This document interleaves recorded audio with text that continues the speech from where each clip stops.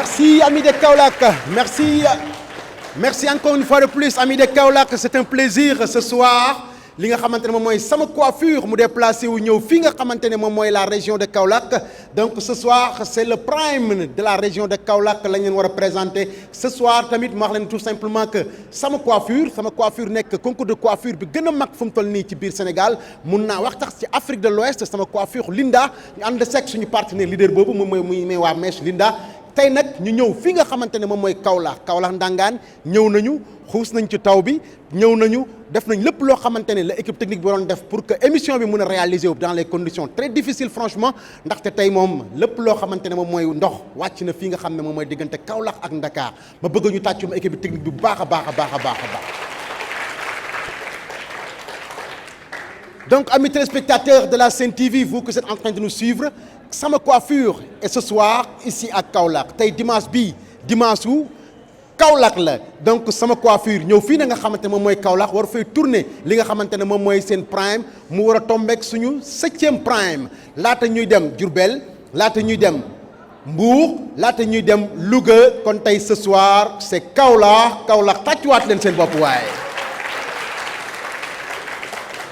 comme niñ koy faral di waxee sama coiffure concept bi yéen ñi may seetaan comprendre ngeen ko ba pare moom mooy lan ñeenti coiffeuse la ñuy njëkk a invité fi nga xamante ne moom mooy ci kaw symposium bi bu ko defee ñeenti coiffeuse yooyu réaliser seen coiffure ci temps bi nga xamante ne la leen membre du jury yi jox ak aussi thème bi nga xam ne moom leen membre du jury yi jox kon bokk laata loolu damay woo samay coiffeuse benn par benn. Je m'avais appelé la candidate numéro 1 ñu tàccu na ko s'il vous plaît.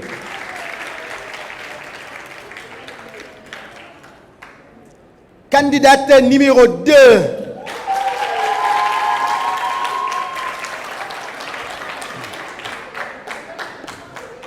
Candidate numéro 3.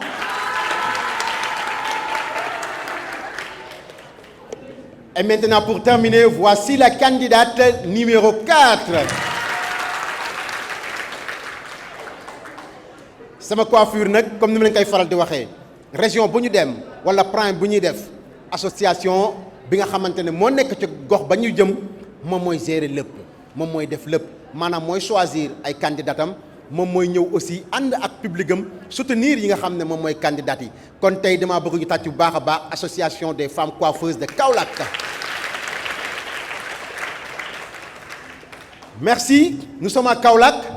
mais aussi ça sera l'occasion avec moi kenn ci xale jigéenu Kaolack yi bu ko defee mu jàppale ma ci animation bi. Amis téléspectateurs de la Sen TV bonsoir daleen ak jàmm ci seen émission sama coiffure nag tey dafa déplacé wu ñëw ba fii ci Kaolack Ndangaan pour xool si ndaanaan ñi nekk biir Kaolack sama coiffure nag comme niñ leen koy waxee émission boo xamante ni la day dajale coiffeuse yi ci Sénégal ñëpp ñu wane seen i création wane seen i talent ku ne daal di wane fi nga mëne kon nag sama coiffure tey mi ngi fii ci Kaolack pour xool si waa Kaolack nan lañ mënee tàccuwaat leen seen bopp. Merci beaucoup. Donc comme il vient juste de le dire sama coiffure ñëw fi nga xamante ne moom mooy Kaolack léegi coiffeuse yi taxaw nañ fi nga xamante ne moom mooy ci kaw symposium bi damay jox membre du jury yi benn par benn ñu nuyoo après ñu ñëwaat ci ñoom. asalaamaaleykum sama mbokk coiffeuse yi man la Ndeye Sylla Thiam maa ngi nuyoo di ziar di nuyu xale yi candidat yi nga ma fekk fii si kaw podium bi di leen encourager bu baax a baax di nuyu tamit sama mbokk coiffeuse yëpp nag di leen sargal bu baax a baax waaw kon ñu patienté daal ba ci kanam. salaamaaleykum waa Kaolack salaamaaleykum suñu mbokk coiffeuse yi maa ngi nuyu présidente coiffeuse u Kaolack yëpp di nuyu association bi tamit. di wax ne kontaan naa ci yéen torop wax dëgg yàlla macha allah ci accueil bi ngeen ñu def kontaan nañ ci torop macha allah di nuyu tamit sama prof bee nga xamante ne macha allah Maymuna dama kontaan tey parce que dama bokk ak moom plateau ndax man moo ma formé bi may jàng international de coiffure moom moo ma formé kon ma ñëw tey fii di bokk ak moom plateau loolu dama ciy am contentement bu rëy. di nuyu tamit Tata Abi de passage ak Boy di leen def un grand coucou. di nuyu coiffeuse yi nekk ci plateau bi yëpp ak suñu mbokk téléspectateurs yi ñuy seetaan à travers la Sen TV merci beaucoup. cher public gis ngeen suñu membre du jury yi nuyoo nañ ba pare damay joxaat kàddu gi benn membre du jury mu daal di wax thème bi nga xam ne moom la suñu coiffeuse yi war a def. waaw ñu dellu siwaat ci thème bi rek comme niñ koy defee ci prime yëpp tey ñu ñëw Kaolack di leen jox thème bi rez-de-côté lañ leen jox ouvert coupe mi-long loolu lañ leen jox pour ngeen def ko dañ leen wax ngeen réaliser ko dans 30 minutes donc dinañu corriger mise en place bi ci kaw scène bi dinañ corriger seen létt yi dinañ corriger teg bi dinañ corriger pose bi donc ngeen bàyyi ci xel bu baax a baax et bonne chance. Merci donc amis téléspectateurs de la Sen TV vous venez juste d'entendre les membres du jury ñu joxe li nga xamante ne moom mooy thème bi nag déggandoo nañ ko moom mooy pose greffage boo xamante ne duñ ci def li nga xam ne mooy rez-de-côté ouvert moom mooy rez-de-côté boo xam ne duñ ci bàyyi karaw bu ko defee nag ñu dolli ci li nga xamante ne moom mooy coupe mi-long donc ñu bàyyi doxee top chrono bu ko defee ñu def top chrono bàyyi li nga xamante ne moom mooy coiffeuse yi ñu réaliser seen i coiffure pendant une trentaine de minutes à tout à l'heure.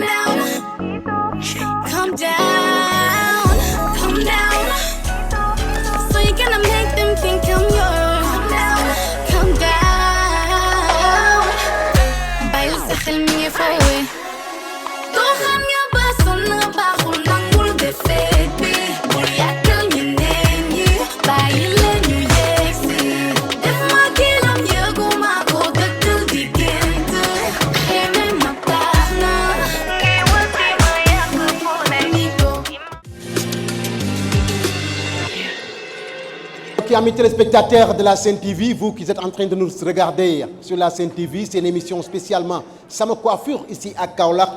Donc li ñu def moom mooy tàccu ñi nga xam ne ñoo nekk ci podium bi bu baax a baax mais aussi profiter ci occasion bi pour ne leen 30 minutes yi jeex na pour nañu arrêter ñoom ñëpp seen coiffure yi nañu arrêter ñoom ñëpp li ñuy def nañu teg li nga xam ne mooy puso yi nañu teg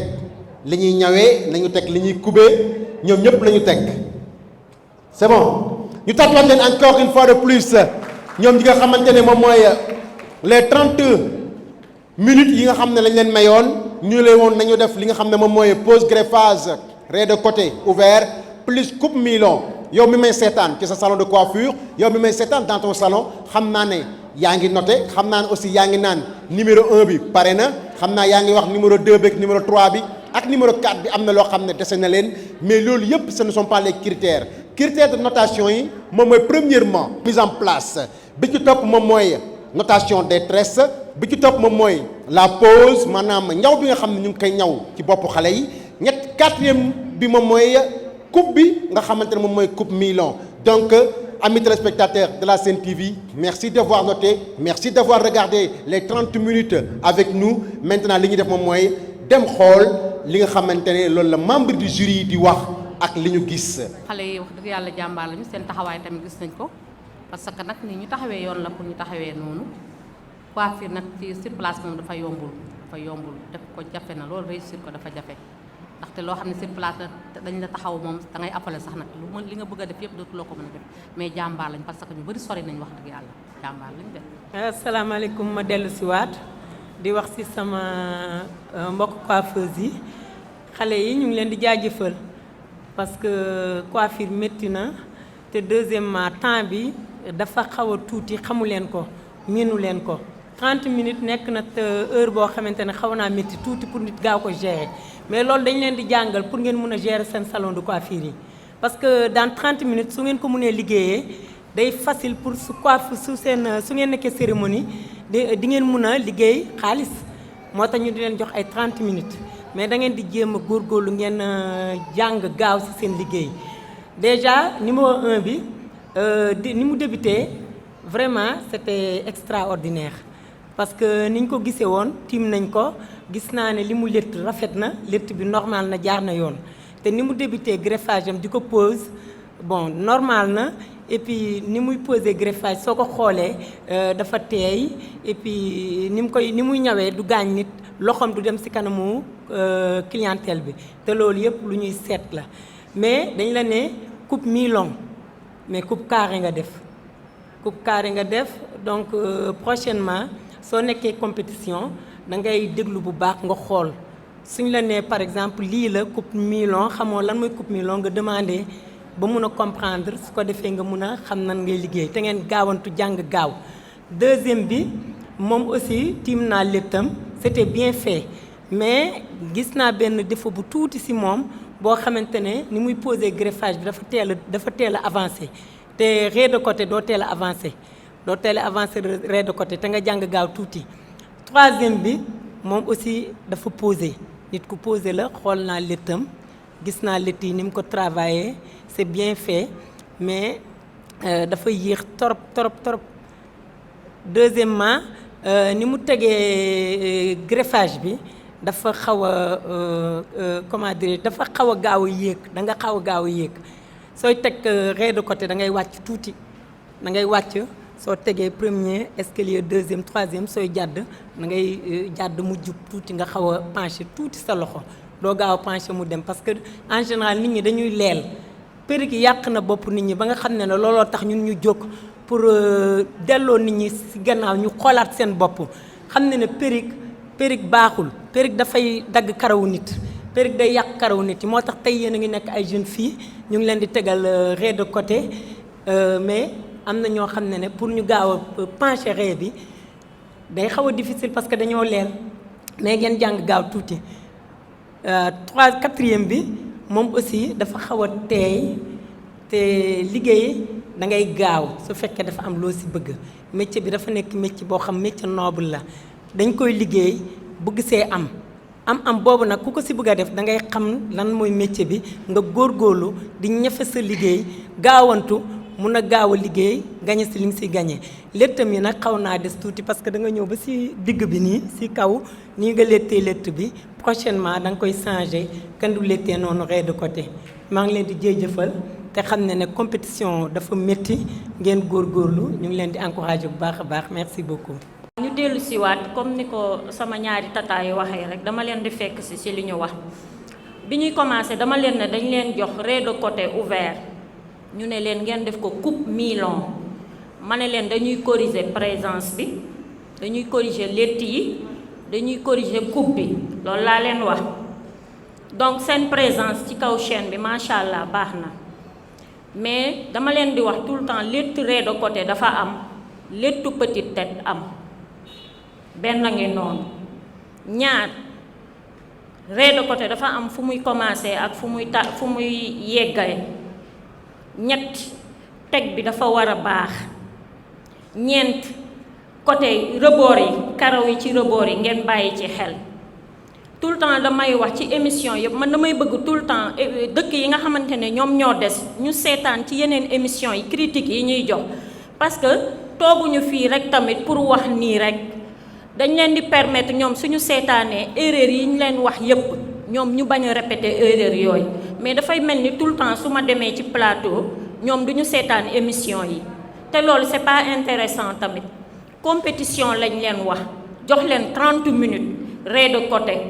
da ngeen war a exercer ci seen salon yi bu leen ne rez de côté rek lañ ma jox dafa simple trop damay ñëw rek dóor ko mu daanu déedéet parce que ñun dafa am ay critiques yoo xamante ne dañ ko teg te su ngeen ci teggee benn rek yéen dañ leen di tegee na le bokkatu leen ci compétition bi te loolu dafa am solo suñ la joxee thème soo comprendre internet baa ngi fi soo tapé loo bëgg xam da nga koy xam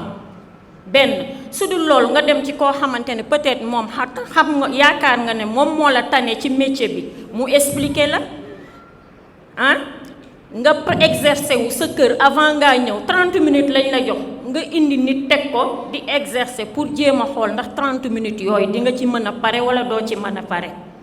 mais doo toog rek ba jour ji ñëw rek ñu ne la 30 minutes top chrono rek doo yeggal parce que du ngeen exercer ci seen salon yi loolu moo tax.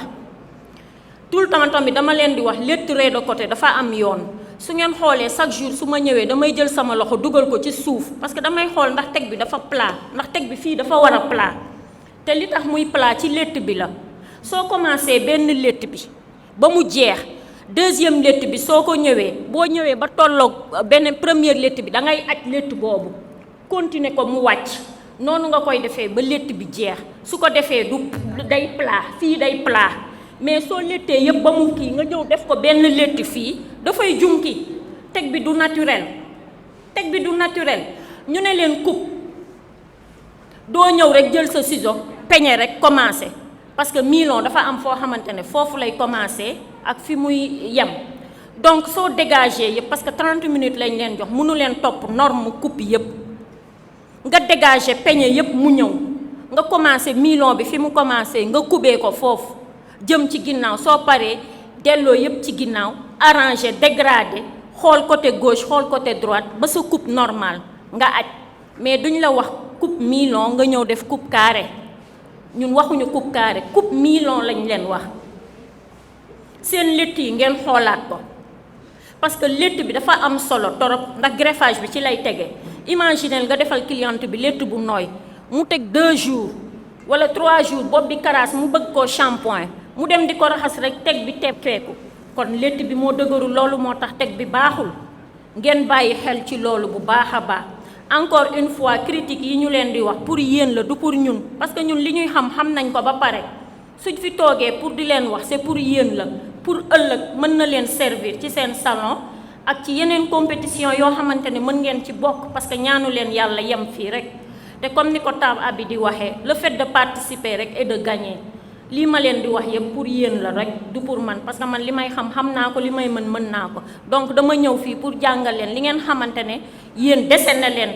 parce que ay coiffeuses professionnelles ñoo fi taxaw mais dafa am yu détails yu ndaw yoo xamante ne moo leen dese ñun moom lañ leen di compléter ngeen bàyyi ci xel bu baax merci. donc li ñu def moom mooy aussi nous allons revenir sur le thème boobu nag damay jox ki nga xam ne moom mooy madame Fatou Diallo mu joxe li nga xam ne moom mooy thème bi. ñu ngi leen di jox rez de côté ouvert coupe mi-long loolu lañ leen wax ngeen def ko rez de côté ouvert coupe mi-long dinañu corriger mise en place bi maanaam ni ngeen taxawee ci kaw scène bi ni ngeen di liggéeyee dinañu corriger létt bi dinañ corriger teg bi dinañ corriger coupe bi mise en place ni ngeen taxawee ci kaw scène bi ni ngeen di liggéeyee dinañ ko corriger dinañ corriger létt bi dinañ corriger teg bi dinañ corriger coupe bi ngeen bàyyi ci xel bu baax et bonne chance.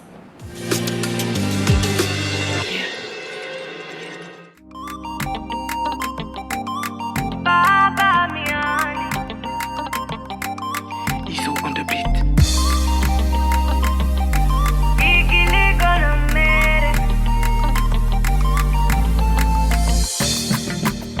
Waji suma koy xool ak ni mu mel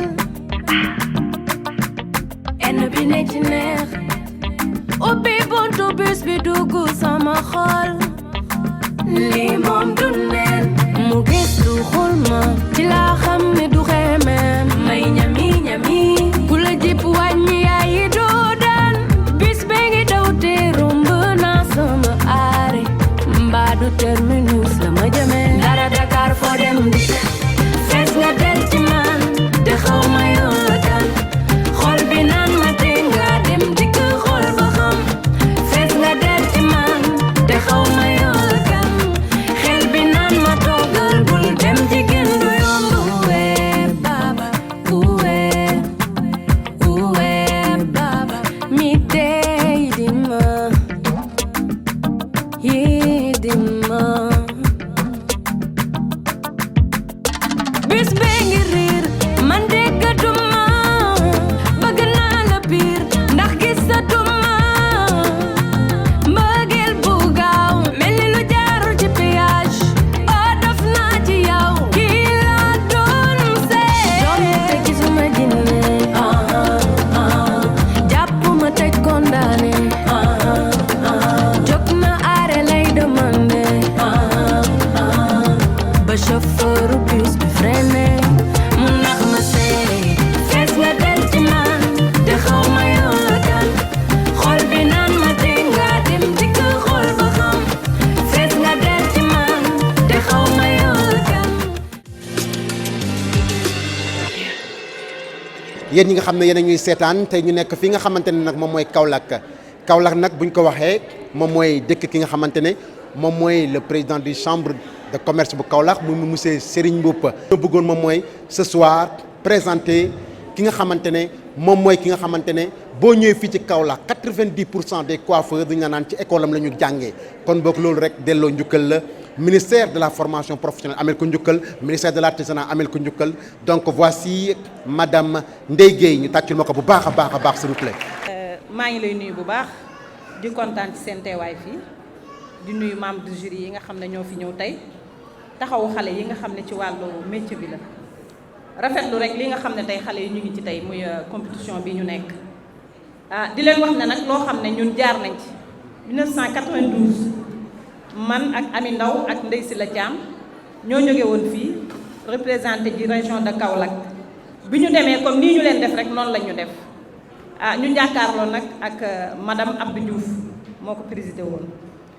ba ñu demee Dakar moo génn premier Kaolack jël deuxième ñu jël ndam li indi ko fii Kaolack donc kon lii dafa nekk loo xam ne dafa ànd ci métier bi dafa bokk ci métier bi te 30 minutes yi xeebuma ko dama ko naw baax na c'est bon di leen fàttali aussi itam ngeen di respecter ay renforcement de capacité parce que am ngeen fi ay école de coiffure yoo xamante nii CMA yu bees yi module yu bees yi référence yu bees yi dañ koy liggéey ak ministère lépp loo xam ne génn na lu bees ñun dañ koy am di ko jàngal te même ñun dañuy def ci ay renforcement de capacité pour indil leen donc dee leen déposer ay renforcement de capacité parce que ñi ngi liggéey ak 3FPT ñi ngi liggéey ak office national ONFP ak yeneen yoo xamante mën nañ leen jàppale te doo ci am du ngeen ci am benn frein donc renforcement de capacité dafa baax métier boo ci nekkee toujours bul tayal dee gëstu encore une fois di ñaanal Ambroise 2006 yóbbu na ma Dakar décoré ma trophée prestige man ak ñoom tàkko kañ Adja Maymouna Dieng vraiment école internationale de coiffure kon ñi ngi sant bu baax ci lii di leen wax ne nag di courage xale yi góorgóorlu leen macha allah ñi ngi seen kanam ñi ngi seen gannaaw boo leen jógee fii lu ngeen soxla ubbi nañ suñuy bunt loo leen soxla ci renforcement de capacité lu ngeen soxla ci modèle bu mu doon danañ leen ci jàppale bu baax a baax jërë ngeen jëf merci ok ñëwaat nañ ci li nga xamante ne moom mooy ci plateau sama coiffure ngeen gis nag li nga xamante ne moom mooy deuxième groupe bi nag réalisé nañ thème bi nga xamante ne loolu la leen membre du jury bi joxoon deuxième groupe bi ñu ko réalisé ba pare def nañ ko ci 30 minutes yooyu nag xale yi li ñuy defar vraiment da nga koy xool nga xam ne lii lu yànj la donc li ñuy def moom mooy damay jox membre du jury bi nag wax ma seen xalaat ci li ñu gis ci podium bi nga xamante ne moom la ñeenti candidates yi nekkoon di réalisé. waaw Moussa gis naa leen ñoom ñëpp seen liggéey maa ngi door a gis nag Milon waaw maa ngi door a gis Milon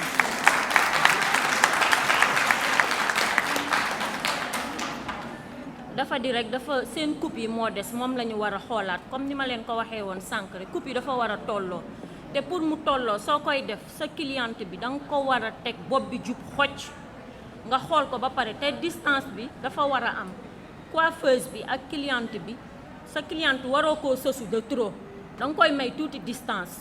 soo ko mayee tuuti distance si ngay gis yow li ngay def cliente bi warul déplacé wu boppam waroo ko tourner de gauche à droite yow coiffeuse bi yow yaay déplacé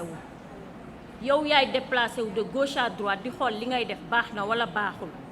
coupe bi soo koy def soo peñee yëpp ba mu wàcc bopp cliente bi da nga ko war a teg ba mu jub xocc su jubee xocc nga jël sa ciseau de coupe ak sa peigne de coupe nga coupe ko soo coupee ba pare tamit waxuñu la nga bàyyi parce que dina am yoo xamante ni yii dina gudd yii dina gàtt te loolu da nga ko war a régler ba mu net benn karaw warul dépasser yëpp dafa war a tolloo ci kanam ak ci ginnaaw yëpp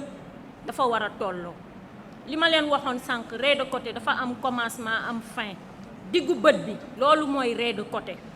waxuñu leen raie oblique côté lañ leen wax diggu bët bi nga koy commencer dagg ko mu jëm ci ginnaaw nga bàyyi rebord ci kanam yi seen cliente yi karaw yi greffage yi ngeen di jël di ko def ci seen kanam yi loolu du yoon kenn waru koo def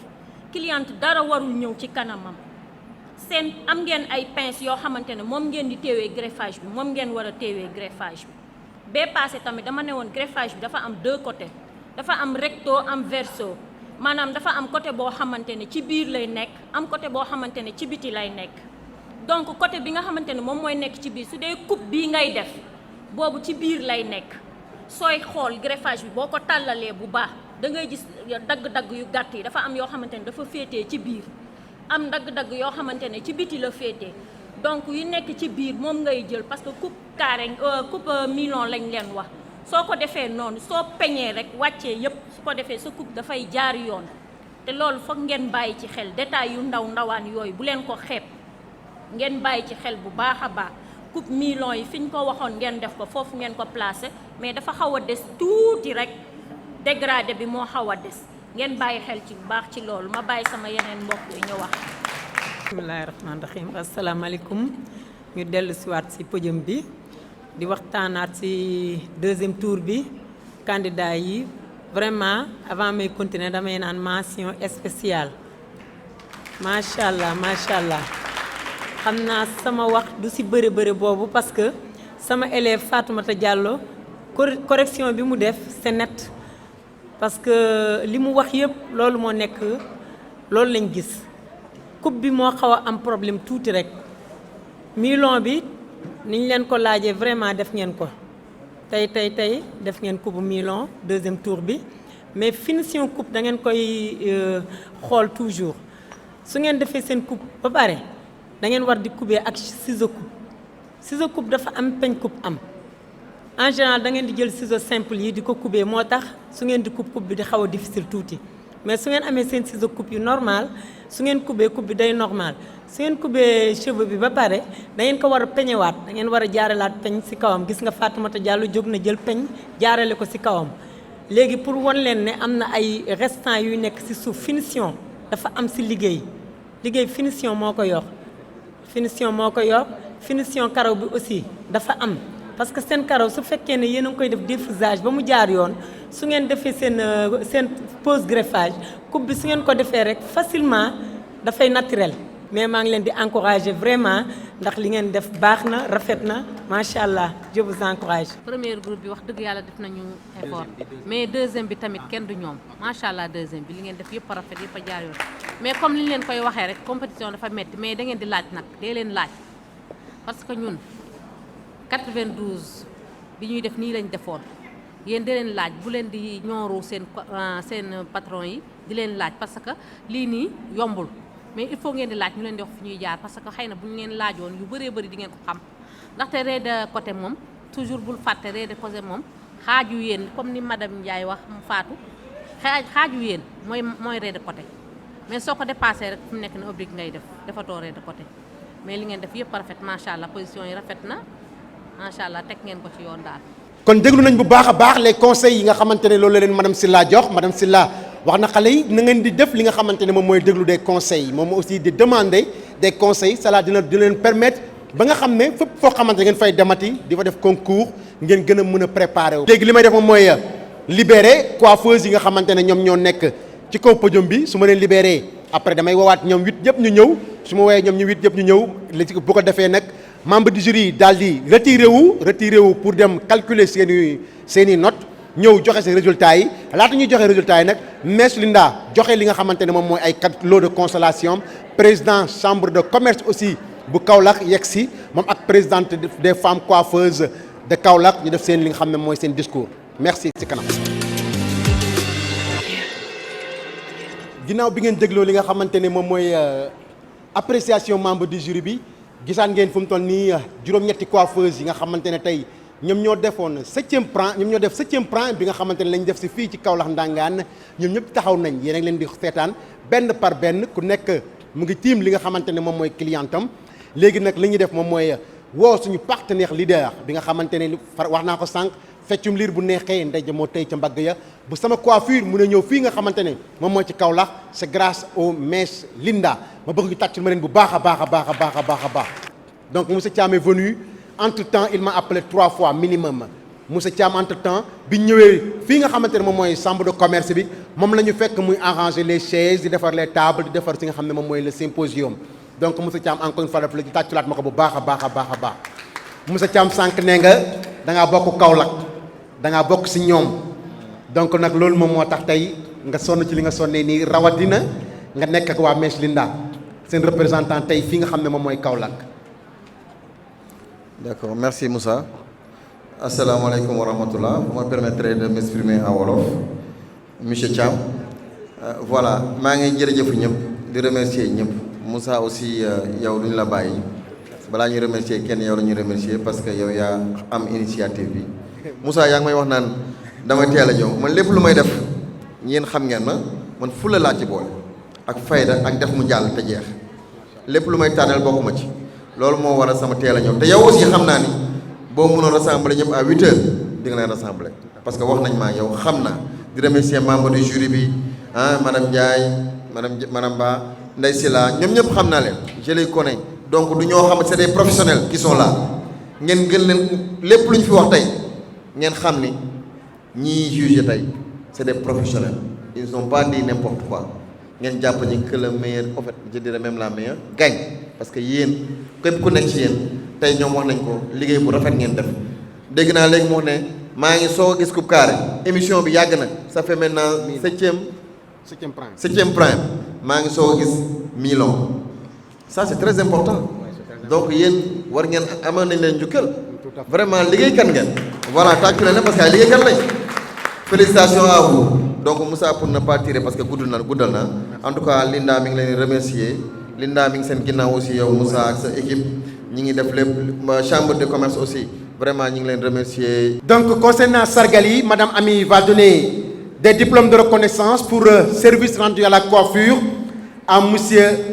Abdoulaye Thiam bu chambre de commerce bu Kaolack ñu tàccul ma ko bu baax a baax a baax s'il vous plaît. monsieur Abdoulaye Thiam à vous l'honneur di leen sant di leen gërëm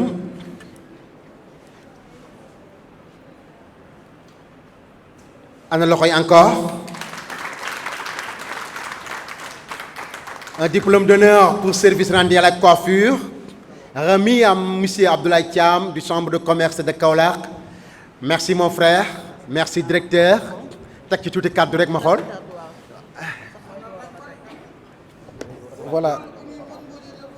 voilà remercier leen rek yéen je pense que yàlla moo leen boole Abdoulaye Thiam yi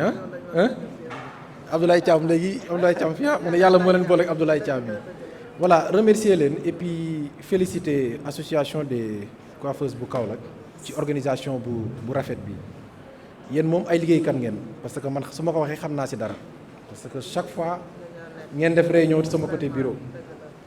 coow li dina tàng trop dina jóg trop mais su leen fee génnee toujours ci waxtaan ak lu leer ngeen di génnee te yàgg ngeen organisé wu te lii tamit du tey ngeen ko def vous êtes de véritables entrepreneurs moo tax tey jii ñun suñu rôle chambre de commerce mooy accompagner leen mooy jàppale leen xam naa président boobu mi ngi ci yoon bi fii ak peut-être 10 minutes 5 minutes dina egsi moom xam naa dina ko gën a firndeel mais ñun am nañ satisfaction totale ci seen liggéey parce que xam ne ay professionnel ngeen te xam nañ tamit am nañ yaakaar ne ñii di dem Dakar pour finaliste bi dinañ représenter dignement la région de Kaolack loolu tamit defe naa amuñ ci kii parce que ay professionnels fi nekk ñoom Ndeye Gueye fii maire si la ñi nga xam ne ay anciens lañ ñoom ñëpp donc ay doyen leen ci. maintenant dañuy woo monsieur Abdoulaye Thiam moom tamit bu Mess Linda.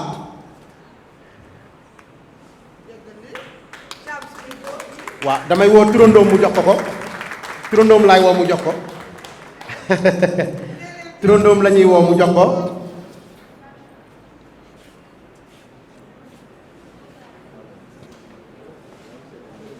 Toutes nos félicitations.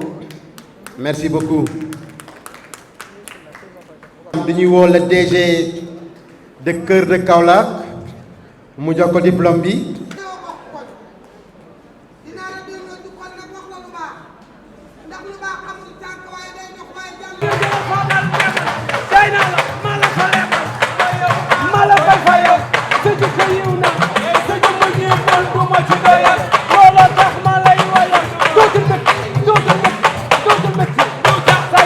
ginnaaw loolu di ñuy woo léegi la présidente des présidentes, celle qui est ce soir la star de cet événement, celle qui n'a aménagé aucun effort pour la réussite de cette manifestation, et je peux nommer la présidente Madame Amine Ndao.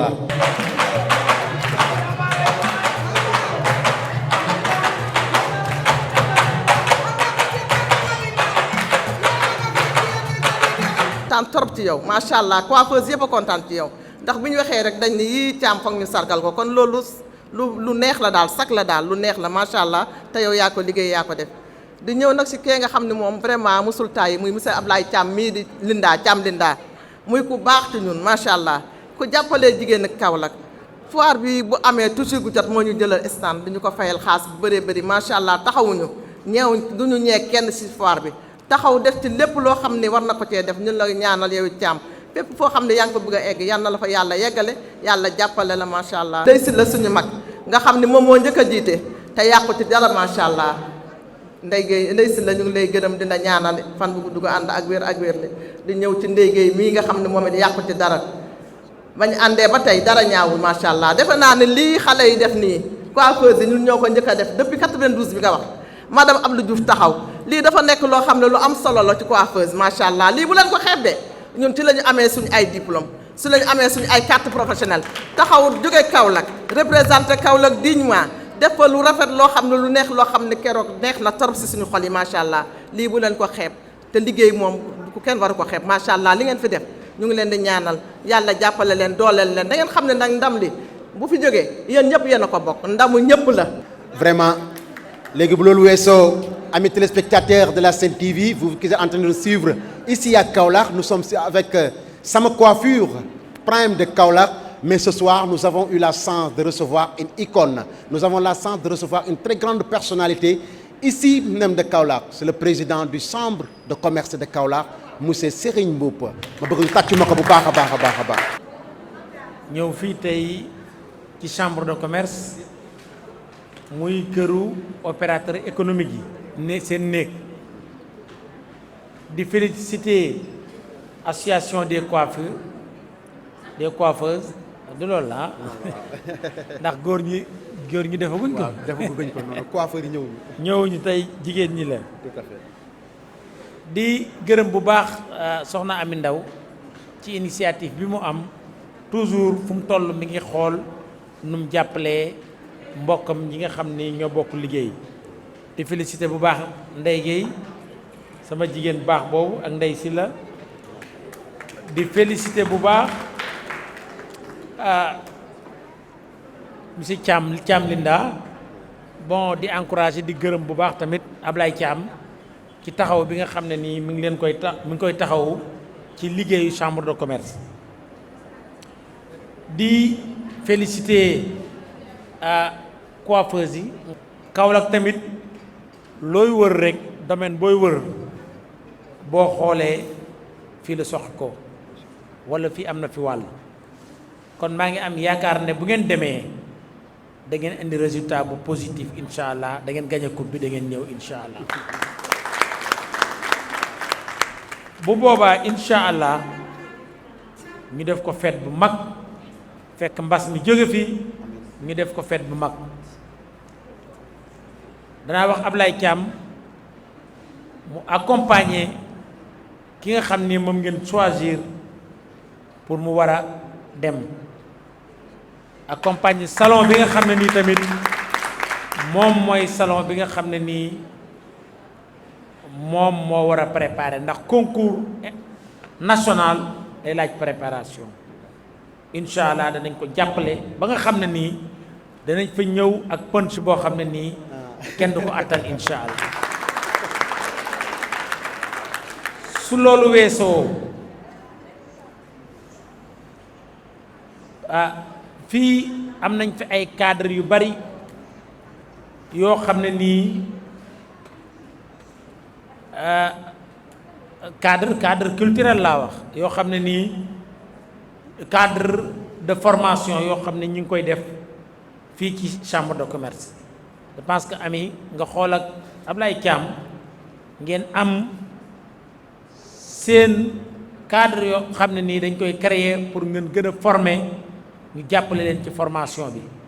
et essayer wut journée internationale wala journée internationale de coiffure boo xam ne ni dañ koy def ci durant foire bi wala ñu wutal ko bi su boppam je pense que nii ngeen amee concours pour ñu def ko au niveau prix chef d'État Kaolack war naa mën a xalaat loo xam ne nii dañ koy def fii pour que Sénégal gépp ñëw fekk si leen fii incha allah xalaat leen ci bu boobaa ñu jàpp ci taxaw leen ko ba loolu mën a am maa ngi leen di gërëm yëpp di gërëm waa Sen TV di gërëm membre jury yi. waaw maa ngi gërëm ak sant sama ñaari tata yi nga xamante ne ñoo ma seq madame Maymouna mi nga xamante ne moom moo ma formé bi may jàng école internationale de coiffure moom moo nekkoon sama prof coiffure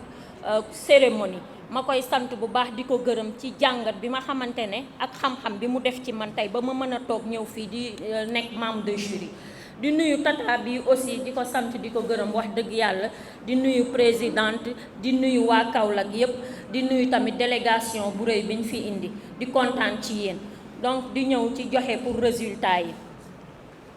numéro 7 moom moo jël 3e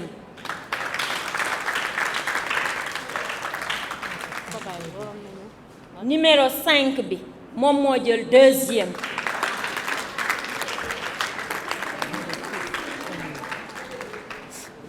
su ngeen bëggee indi coupe bi fii kon ci Kaolack donc foog ngeen gëstu jiwaat bu baax a baax travail liggéey ci rapidité bi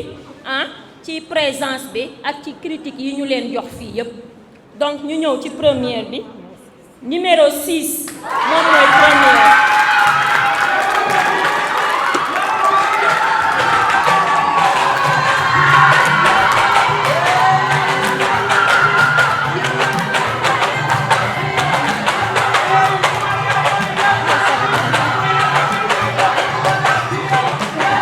Merci.